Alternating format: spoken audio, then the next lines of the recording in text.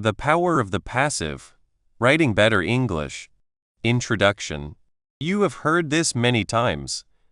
Never use the passive voice. Many teachers and books say this. They think the passive voice is weak and makes writing long. They want you to use the active voice instead. Sometimes, people tell you your writing is too passive. This advice is usually meant to help, but it can make you afraid of a useful writing tool. But what if this common advice is not the whole story?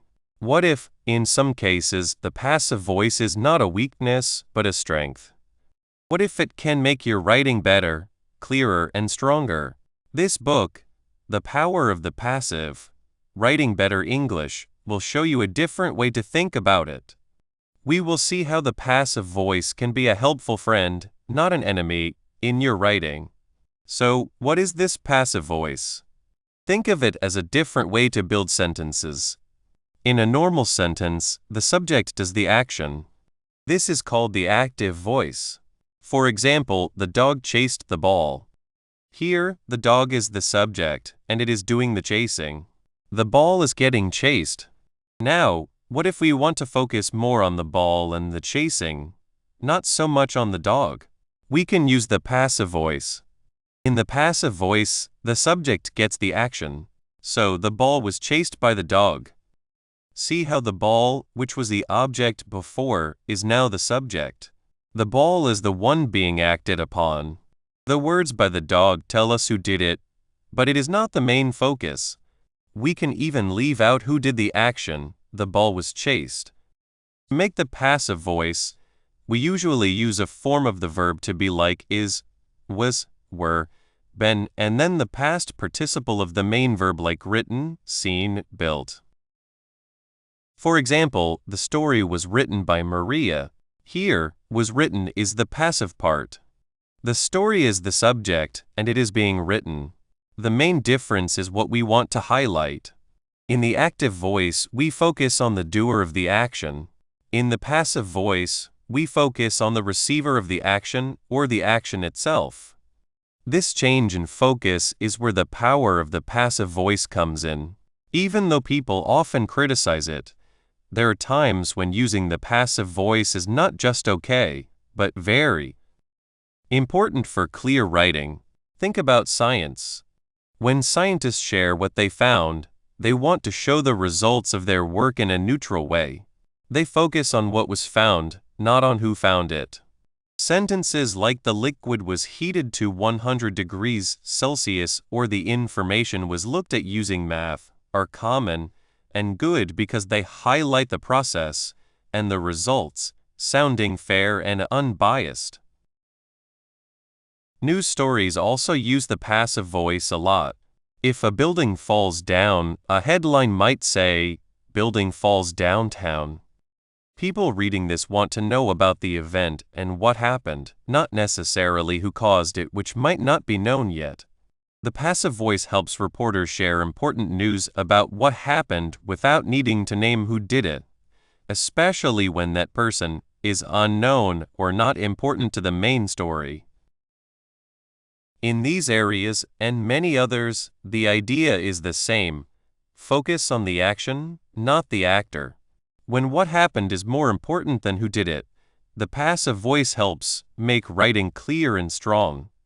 In this book, we will learn more about how to use the passive voice well. We will look at how passive sentences are built and see many examples of how they are used effectively in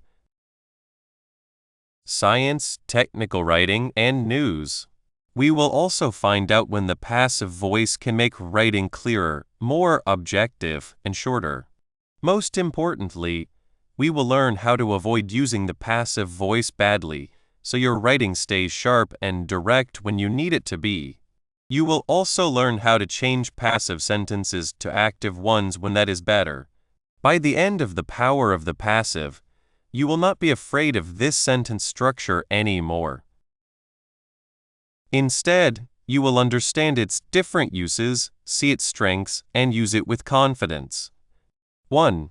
Understanding the passive voice. Imagine a moment, maybe at your home, when something unexpected happens. A favorite vase, sitting on a shelf, suddenly falls to the floor and breaks into pieces. Your first thought might be about the mess, the broken bits, the lost treasure. You might say, "Oh no, the vase is broken." You're not right away thinking, "Who made it fall? Was it the cat? Was it a gust of wind?" Your mind is on the vase itself, on the fact that it is now in pieces. This simple, everyday scene shows us well what we call the passive voice in English. It's a way of speaking and writing where we put the thing that gets an action right at the start of our sentence, making it the most important part. The passive voice isn't some hard, forbidden rule meant to trick you. Instead, it's a very useful tool, like a special paintbrush for an artist, that helps us make our sentences in different ways. It lets us change where the focus is to show what happened more than who made it happen. Let's look closer at this idea. In English, we often talk about sentences with a subject and a verb. The subject is usually the one doing the action, and the verb is the action itself. Think about this sentence. The dog chased the ball. Here, the dog is the subject. It is doing the chasing. Chased is the verb, the action. This is what we call the active voice. The doer is clear and at the front. Now, let's look at our broken vase again, but in a sentence. We could say, the vase was broken. See the difference? In this sentence, the vase is still the subject, but it's not doing the breaking. It's getting the action of being broken. The action of breaking happened to the vase. This is the passive voice. The focus has changed. We are no longer talking about the dog. We are talking about the ball that was chased. So, the main idea of the passive voice is this. The subject of the sentence is the one that the action is done to, not the one doing the action. It's a sentence structure where the receiver of the action is the main focus. This is very different from the active voice, where the subject is the one doing the action. How do we actually make these passive sentences? It's like following a simple recipe. Most passive sentences have a special order. You start with your subject, the thing that will get the action. Then you use a form of the verb to be. This is the special word that shows we are using the passive voice.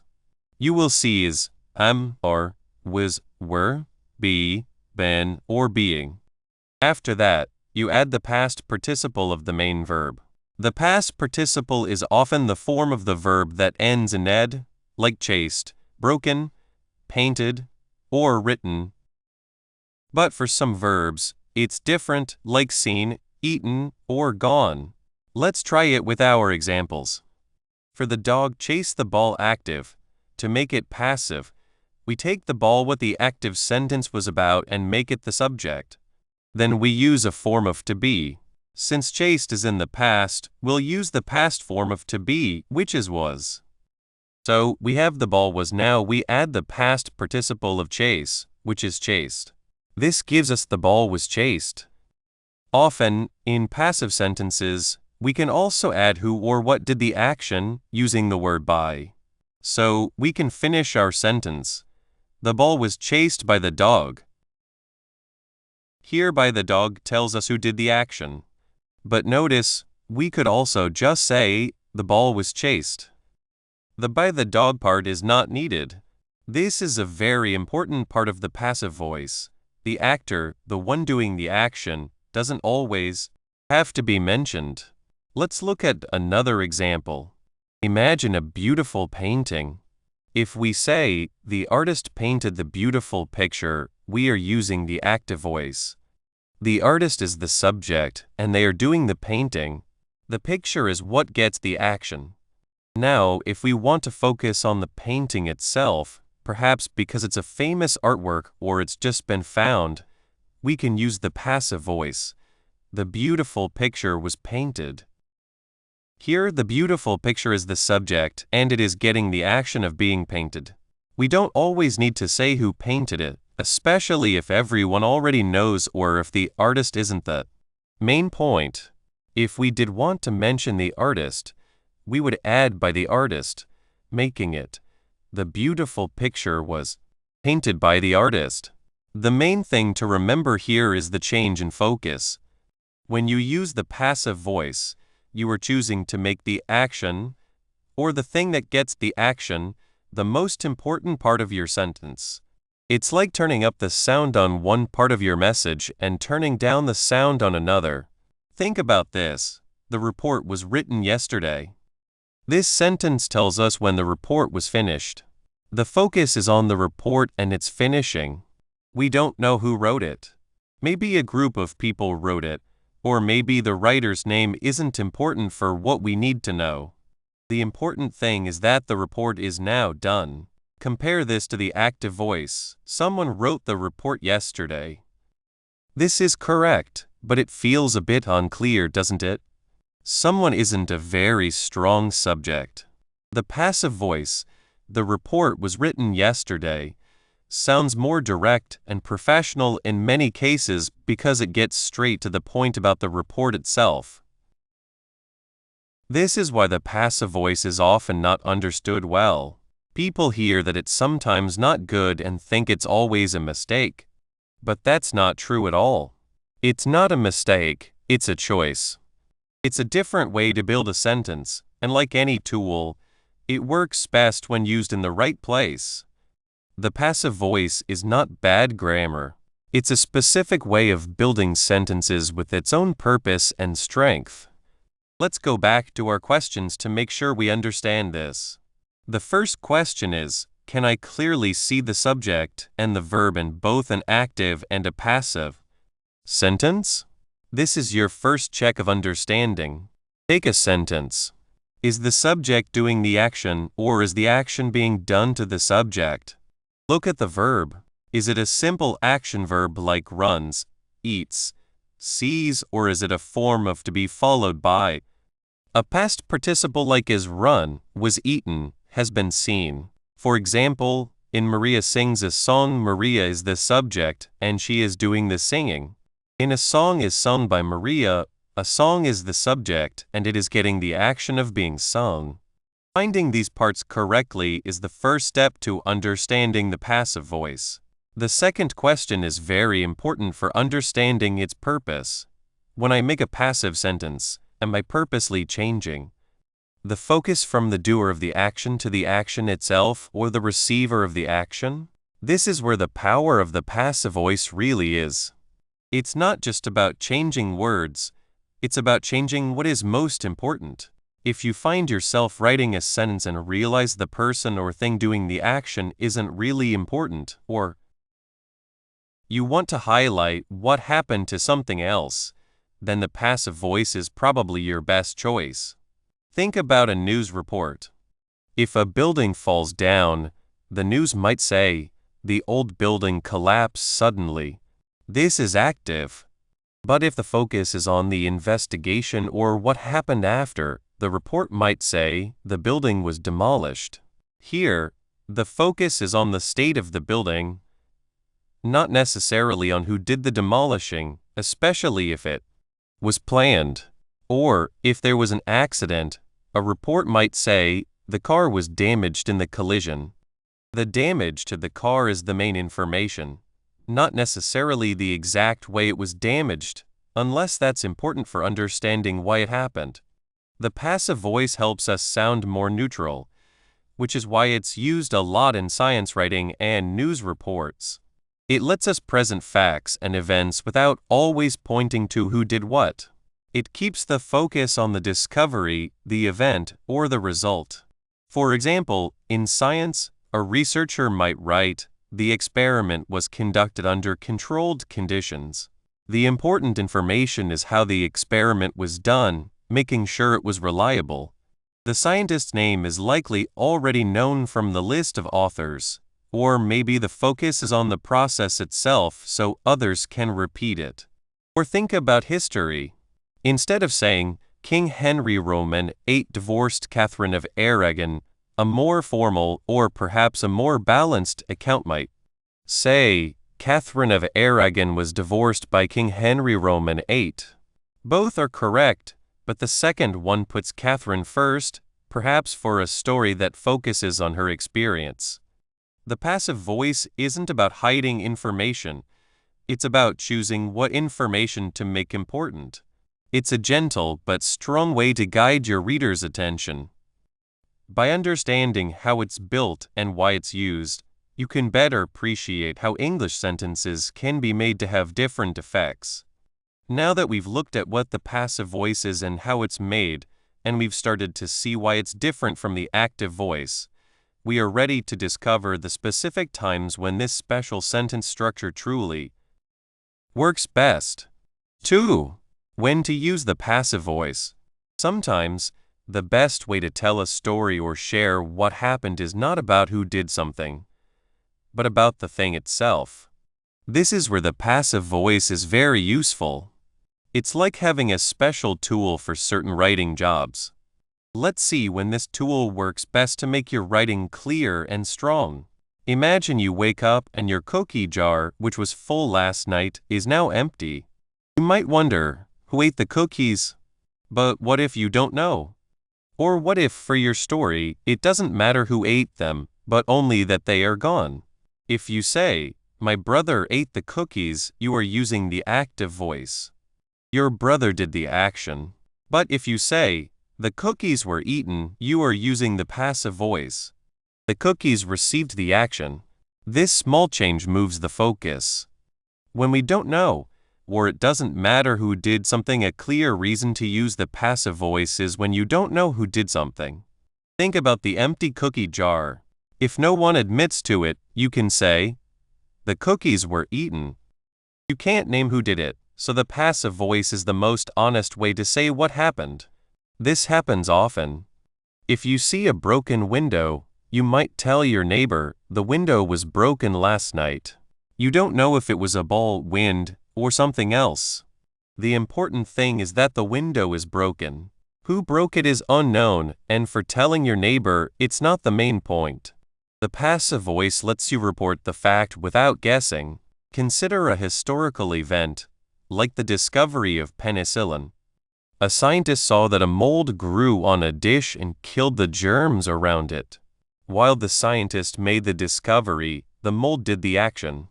When describing this, scientists might say bacteria were killed by the mold. The focus is on the bacteria and what happened to them. The mold is mentioned, but the sentence puts the bacteria and their fate first. If the scientist's story was the focus, you might write, "The scientist discovered that mold killed bacteria." But when explaining the science, the passive voice keeps the attention on the process, to make the action or the thing receiving the action more important. This is where the passive voice is a powerful tool to shape your message. It lets you shift the spotlight. Instead of showing the person or thing doing the action, you can draw attention to the action itself, or to the thing that receives the action. Let's think about building a bridge. If a new bridge is being built, you could say, "The building company is building the new bridge." This is active voice, and the company is the main focus. But what if the most exciting news is that the bridge is almost finished? You might say, "The new bridge will be completed by next year." See the difference?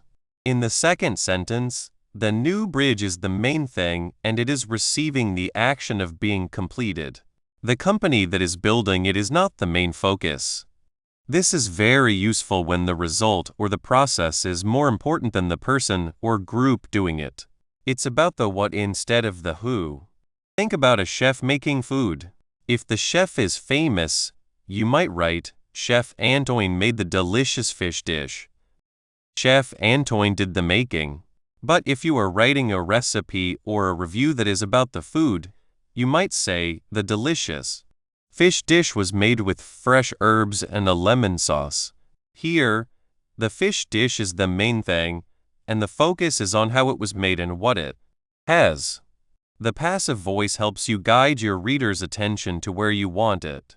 It's like using a light to show the most important part. In science and technical writing to be neutral, science and technology need to share information and steps in a very clear and neutral way. The goal is to show facts and what was seen as clearly as possible without personal feelings. This is where the passive voice is a great help.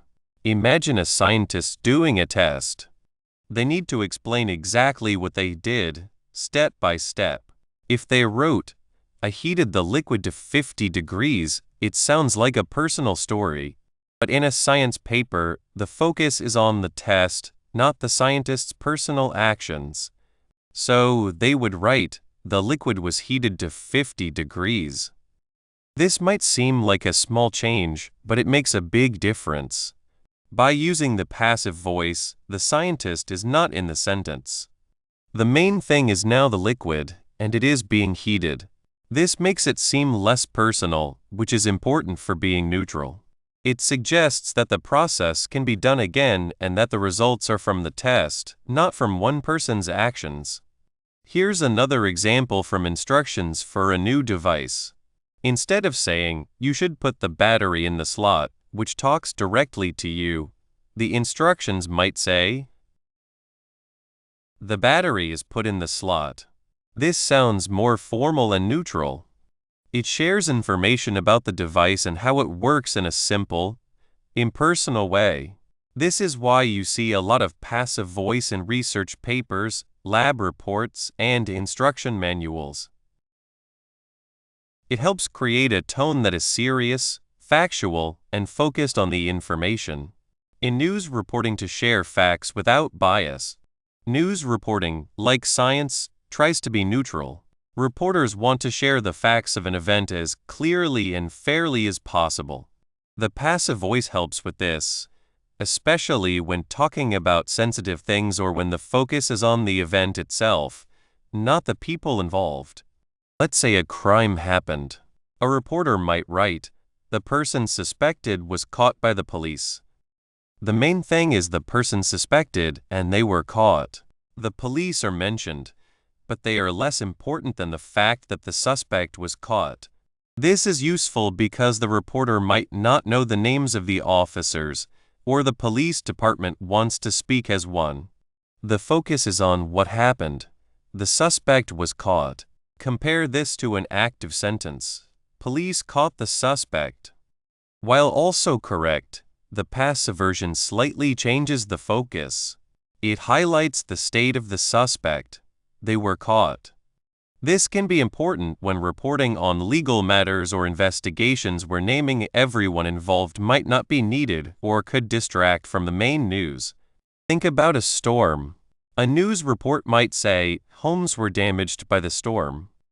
The main information is that homes were damaged. The storm caused it, but the passive voice keeps the focus on what happened to the homes.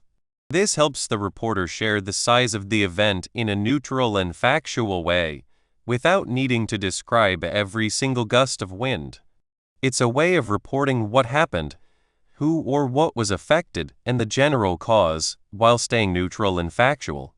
To make writing sound more formal or distant besides specific areas like science and news, the passive voice can also be used to make writing sound more formal, or to create a sense of distance. Sometimes, in work or school, a more formal tone is wanted and the passive voice can help with that. Consider an announcement from a company. If the leaders want to tell employees about a new rule, they could write, "We suggest that all employees finish the required training by Friday." This is active and direct. However, they might choose to write, "It is suggested that all employees finish the required training by Friday." The phrase "it is suggested" uses it at the start and the passive verb is suggested. This sounds more formal and less personal than "we suggest." It creates a small distance between the writer, the leaders, and the reader, the employees. This formality can be important in official messages where a more impersonal and official tone is preferred. Another example could be in a formal essay or a legal paper. Instead of saying, "I think this idea is wrong," a writer might say, "This idea is thought to be wrong." The second one sounds more neutral and less like a personal opinion, even though it means almost the same thing. The passive voice can make writing seem more serious and important, making it feel more thought out and less like everyday talk. It's a writing choice that can show a certain level of professionalism or academic skill. So, when should you use the passive voice? It's not about never using it, but about using it wisely. Ask yourself these questions. What is the most important part of this sentence? The person doing the action, or the action itself, the thing receiving the action? If the action or the thing receiving the action is more important, the passive voice is likely a good choice. If the person doing the action is the main focus, stick with the active voice. Does using the passive voice make the sentence clearer, more neutral, or more focused on the information I want to share rather than on who is sharing it? If the answer is yes, then you have a good reason to use the passive voice. It's a tool to help you share your message better, guide your reader's attention, and keep the right tone for your writing. Now that we've looked at the good reasons to use the passive voice, the next step is to understand when it can cause problems. While powerful, the passive voice can also make writing unclear, too long, or evasive if not used correctly. So, our next section will be about when to avoid the passive voice. 3. Passive voice in science and news. Imagine a busy place where news is made, with the smell of ink and the quick sound of typing. Or think of a quiet lab where machines hum and people focus hard. In these places, words are very important. They need to be clear and true. Here, a certain way of writing, called the passive voice, is often used. Some people say you should always avoid the passive voice. They think it sounds weak or unclear. But like any tool, it works best when used the right way, at the right time. In science and news, the passive voice helps make things clear and fair. It makes sure we focus on what happened, not just who did it. Let's look at science first.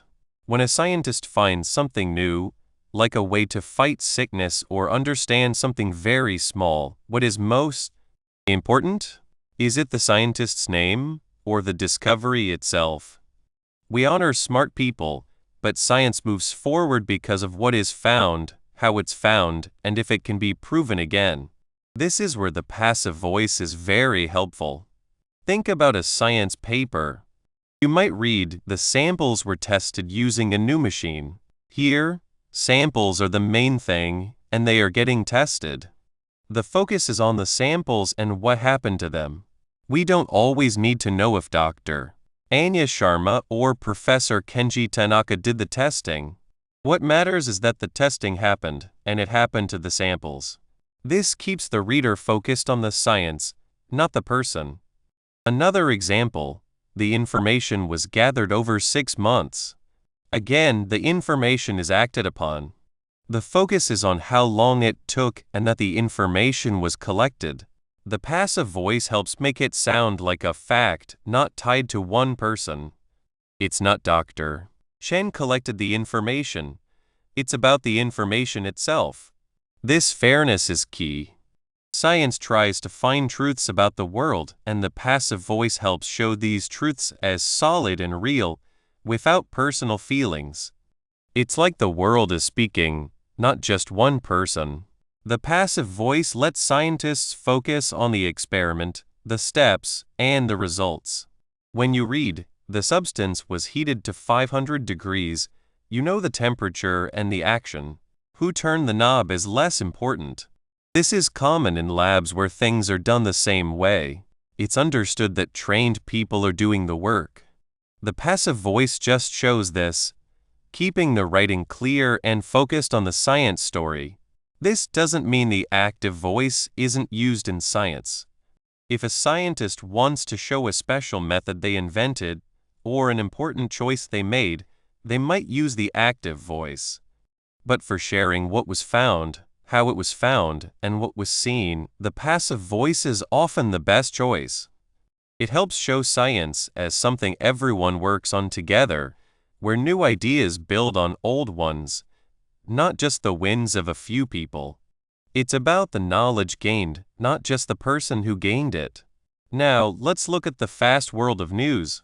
Here, the passive voice also helps share information clearly and fairly. When something big happens, a fire, an accident, a big announcement, a reporter's first job is to tell people what happened. Think about breaking news. A reporter might say, a building was damaged in the town center. The main thing here is a building, and it was damaged. The focus is on what happened because of an event. We know there is damage and where it is. We might not know who caused the damage or how yet. The passive voice lets the reporter share the main facts without guessing or saying things that aren't proven. It's a way to report what can be seen and known, even if who is responsible isn't clear yet.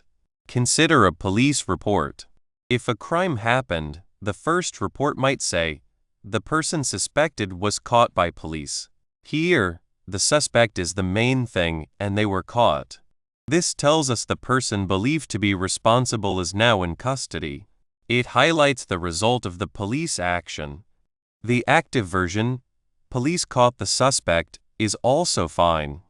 But the passive voice can sound more formal and fair in official reports, focusing on the event of being caught.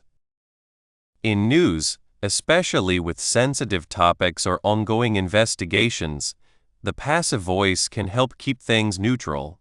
If a leader says something people disagree with, a news report might say, the words were criticized by other leaders.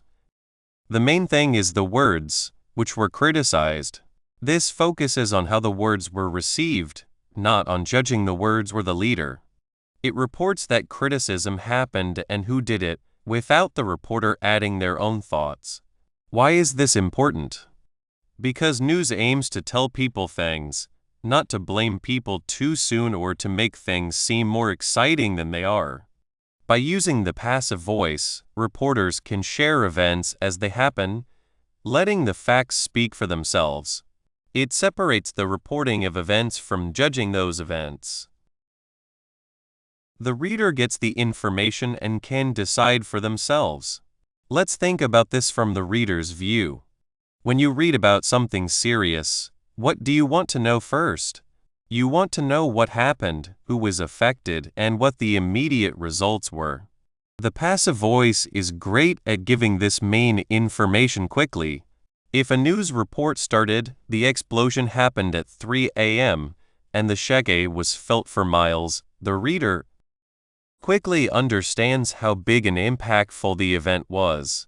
Who caused the explosion might be less important at first, something that comes later when it's known. This focus on the action or event is what connects science writing and news reporting. In both, the goal is to share information clearly and fast. The passive voice helps this by moving the reader's attention to what is most important, the thing being studied or the event being reported. It's like saying, this is what happened, and this is what was seen, without getting stuck on who was involved, especially when that's not known, not important, or still being looked into. Imagine you wake up and your car has a flat tire. You might say, my car's tire was flattened. You don't know who did it. Maybe it was an accident, or maybe someone did it on purpose. The passive voice is perfect for this lack of knowing. The tire is the main thing, and it was flattened, and the person who did it is not mentioned. This is a natural way to speak and write when you don't know who did something. Other times, you know who is doing it. In a recipe, for example, it's understood that the cook is doing the actions. So, you'll read, the things are mixed together, or the mix is cooked for 30 minutes. The passive voice here is useful. It focuses on the steps of the recipe, which is what the reader needs to know. So, when we look at science reports and news stories, we see the passive voice working to do a specific job, to highlight the action, the event, or the discovery, and to keep the tone fair and neutral. It's about showing facts clearly, letting the information stand on its own. Now, Let's ask ourselves some important questions to really understand when and why this way of writing is so useful. First, what is the most important thing the reader needs to understand right away in science or news? In a science paper, it's often the result of an experiment or what was seen. In a news report, it's the main event. If the most important part is the action itself, or what happened to something, then the passive voice is likely the best way to put that information first. For example, if the biggest news is that a new rule was made, saying, "A new rule was made today," tells us the most important fact right away. Details about who suggested it or voted for it might come later, but the rule being made is the main event. Second, does using the passive voice in this sentence or paragraph help keep the tone fair and neutral, or does it hide important details about who did something or why? This is key for thinking carefully. In science, fairness is almost always wanted. So, sentences like, "The idea was tested," or "the results were looked at," are good uses of the passive voice because they keep the focus on the science process. In news, fairness is also key. If a report says, "The bridge was found to be unsafe," it focuses on the condition of the bridge, which is a fact. However, if a crime has been solved and the person who did it is known, and the report says, "The crime was done," it might hide important details about who is responsible that the reader needs to know. In that case, the active voice, "John Doe did the crime," would be better. The passive voice is a tool, and like any tool, it can be used the wrong way. It's strong when it highlights the action when that's what matters most, or when the person doing it is less important or unknown. After looking at how the passive voice is powerful in areas where fairness and the action itself are most important, we will now look at times when the person doing the action is indeed very important. Knowing when to not use the passive voice is just as important as knowing when to use it well. 4. Focusing on actions, not actors. Sometimes, the most important part of a story is not who did something, but what happened. This is where the passive voice is very useful. It is like pointing a light at the stage itself, not at the actor walking on it. Let's see how this small change in what we focus on can make your writing clearer and stronger. Think about how we usually make sentences. We often start with the person or thing that is doing the action. This is called the active voice. For example, if I say, "Maria painted the fence," you know right away that Maria is the one holding the brush and painting. Maria is the main part of the sentence, and she is doing the action. It is simple and clear. But what if the fence is the main part of our sentence? What if we want to talk about the fence and how it is now a nice blue color, and who painted it is not as important, or we don't even know? This is where the passive voice is used. We can say, "The fence was painted." Now, the fence is the main part of our sentence. It is not doing the painting. It is getting the action of being painted. The focus has moved. It is no longer about Maria. It is about the fence and its new color. This change in focus is very helpful. Imagine you are reading a new story about something important. Maybe a new rule was made. The headline might say, "New rule made." The important thing here is the rule and that it is now in place. Who voted for it or who suggested it might be details for later, or maybe they are not the main point for the reader at that moment. The passive voice, "A new rule was made," lets the writer show the event itself, the making of the rule, without getting stuck on naming everyone involved. It helps the reader understand the main news right away. Let's think about a moment in history. Think about how penicillin was found. Sir Alexander Fleming was the smart scientist who found it, but when news of this big discovery spread, the focus was on the discovery itself and how it could save lives. Early reports might have said, "A new mold was found to kill germs."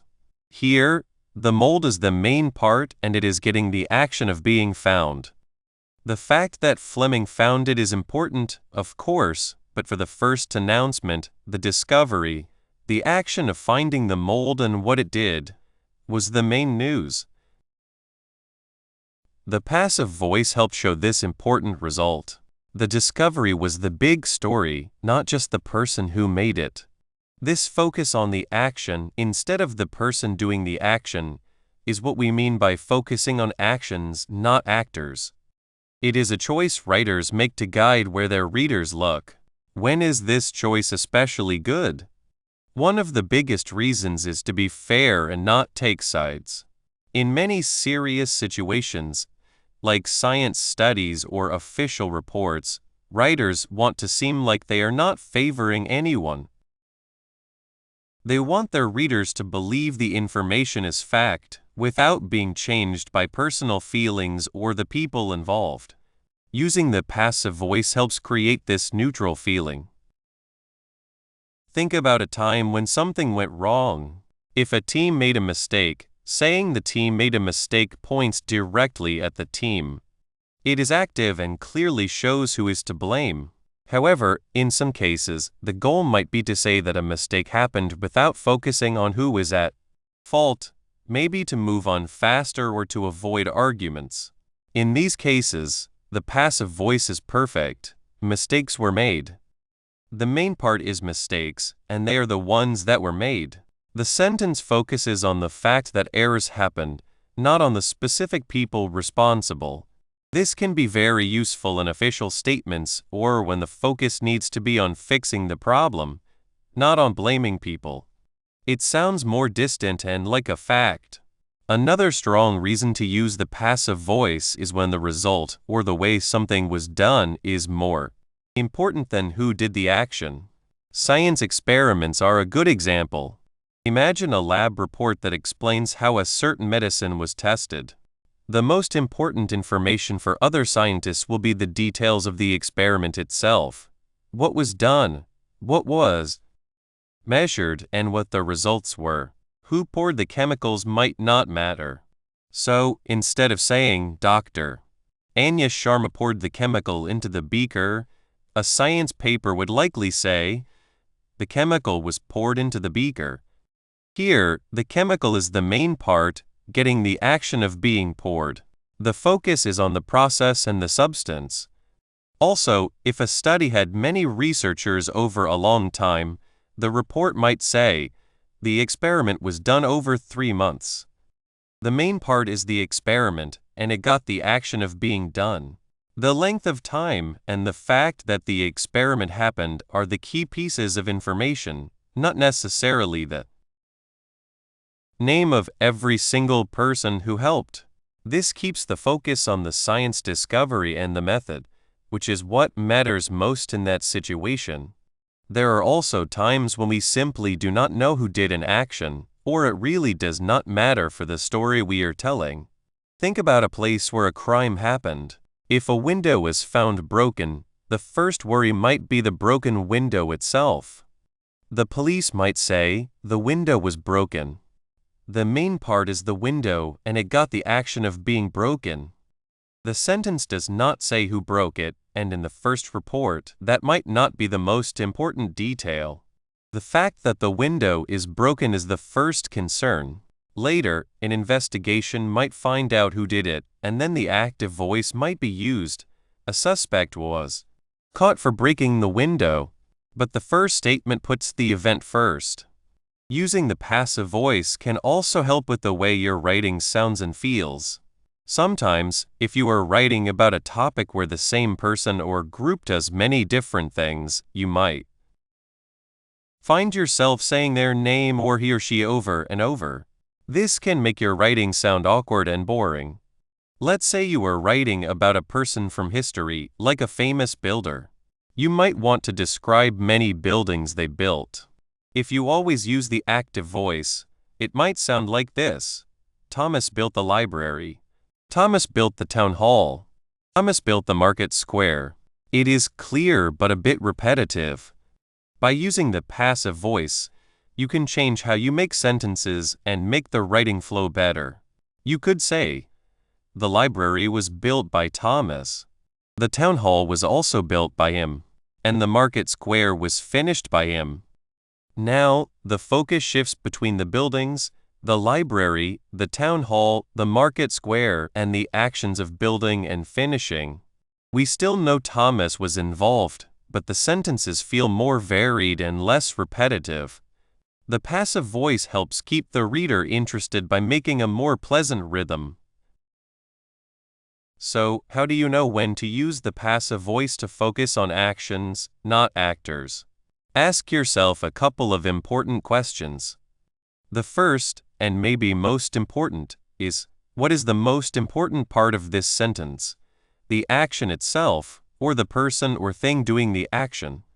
If the action, the result, the process, or the thing being acted upon is what you want your reader to focus on, then the passive voice is probably a good choice. If the person or thing doing the action is the most important information, then the active voice is likely better.